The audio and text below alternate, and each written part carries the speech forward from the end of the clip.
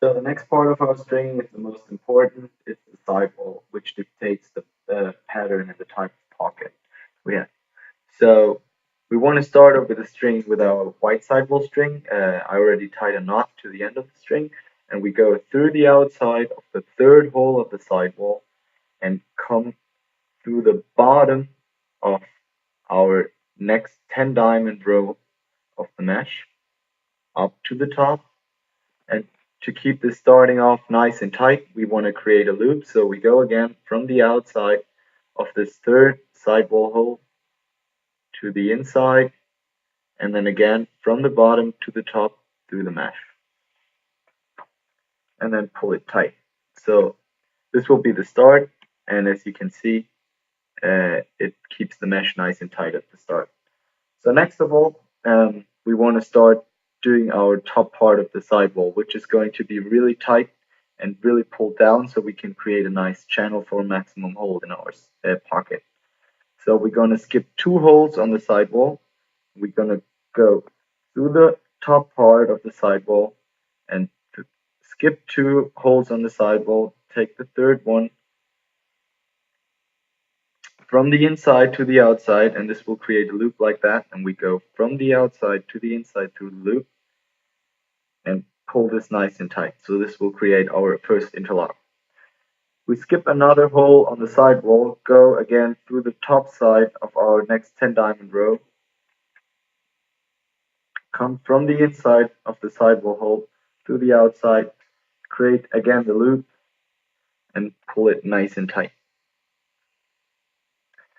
And then for our last interlock, we don't skip another hole in the sidewall, so we just take the last one, come through the top part of that next 10 diamond row, and from the inside to the outside, again creating that loop, and pull it really nice and tight. So as you can see, the diamonds are already pretty stretched out, and we can get this shape here, which will later be then our channel.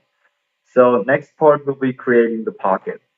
I'm a midfielder, and I like tiny room shots from the outside, so I use a little bit of a whippy stick with a nice and high pocket. So now we're going to create the pocket with a 2. So we go from the top side of the next 10 diamond row down and repeat that with the next one.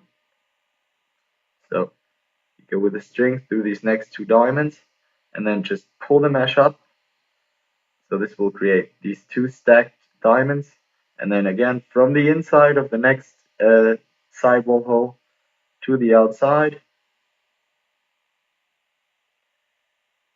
and then don't interlock, but just go through the inside, so you don't go through the mesh again, but you just go under the mesh hole and just pull this one tight.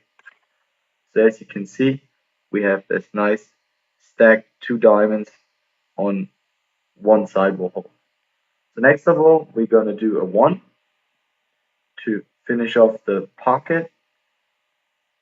Again, go through the top part of the next 10 diamond row, and from the inside to the outside, and then pull it tight again. So no interlock, just a simple 1. So we have our 2 here, and then another 1. And the next thing, this is the part that creates the pocket. So what we do next is going to the way finishing off, and to get a nice and defined pocket, the next thing we're going to do is a 1 and followed by a special interlock. So once again, we come from the top side through our next mesh hole, and then through the next, so as we did with our 2,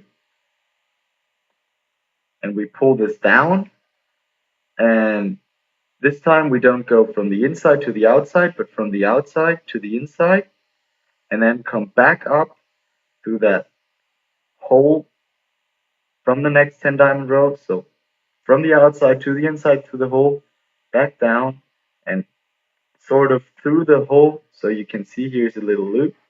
So we go from the outside through that loop to the inside, pull this one tight. So as you can see, we have our double up right here, our 1. Here is our second 1, and this is the special interlock ESI. So this is going to look like that. So to finish off the pocket, we just do another SI at the end at the next sidewall hole and to a tie off. So once again, we go through the mesh hole from the outside to the inside, and then again from the outside of the next sidewall hole to the inside, back up top through the diamond of the sidewall, and again through that little hole that is created from the outside to the inside.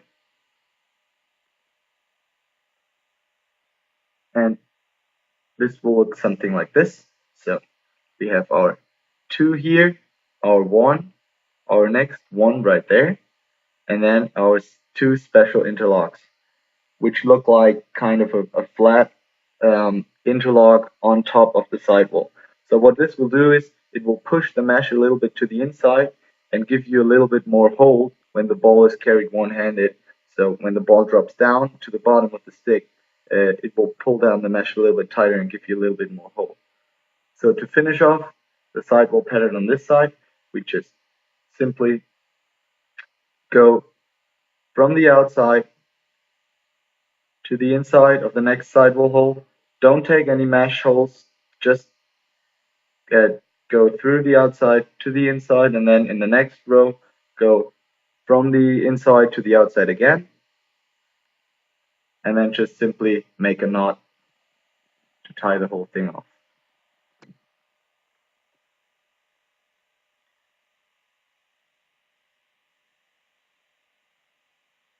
So this is our sidewall pattern.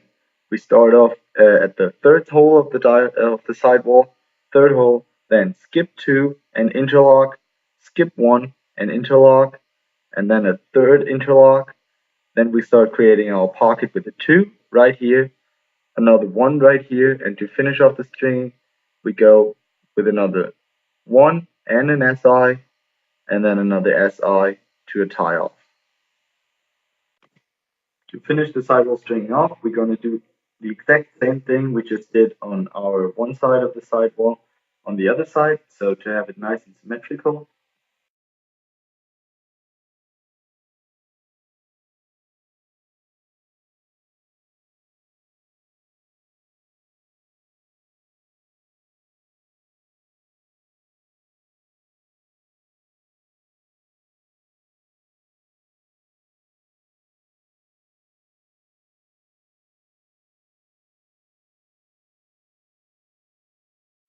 to finish our string job off, we just do a simple bottom string. So I go through this hole of the bottom string, and then to the to the third hole of the 10 diamond row, we just finish it off from the inside to the outside, and then again on the other side to the third hole of the 10 diamond row we finished off, we had to tie off, then come through the inside of that mesh hole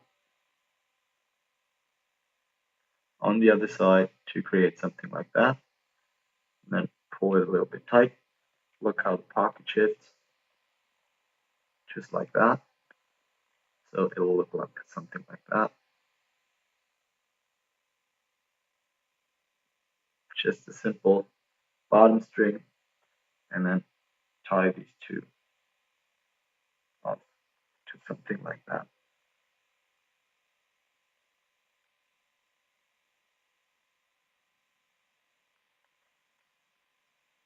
Just a very basic, simple bottom string that has mobility, shifts downwards when the ball comes down and upwards. And here we have our half finished product, strung up with a nice defined mid pocket and a pretty decent channel, which should provide a lot of hold. To finish off the string, we will go with the shooting strings and a nylon. I personally like to do one nylon, two across, and then one U to get a little bit more hold. We want to go with the LimeGreen Lacrosse theme, so we're going to make the top with a neon yellow nylon, a neon yellow shooting string, then go to lime green, and then with a forest green, so it will have that nice flare from light to darker greenish colors. First of all, we start off with our nylon.